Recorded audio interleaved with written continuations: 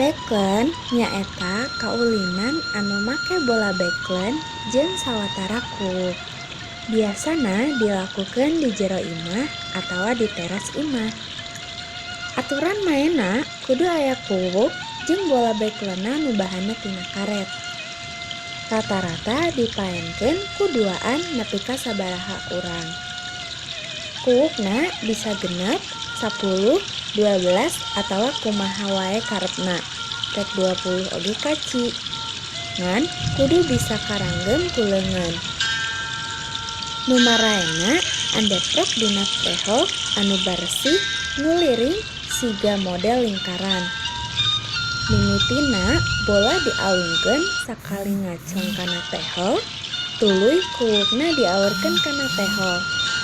Mimiti nyokot kuuk hiji-hiji, bari dialungkeun bolana ngacung sakali tea. Lamun 2 kali atawa leuwih eta mah lasut. Contona make kuuk genep siki. Kuuk dicokot nepi ka genep, karauh ku 2 leungeun atawa hiji leungeun. Tuluy diaurkeun deui kuukna jeung ditangkarak-tangkarakeun kabeh. Dicokot hiji-hiji nepi ka genepanana. Tos kitu, kuuk ditangkup-tangkupkeun jeung prosesna sarua siga nu diluhur. Geus ditangkupkeun kabeh, tuluy dibawaan deui.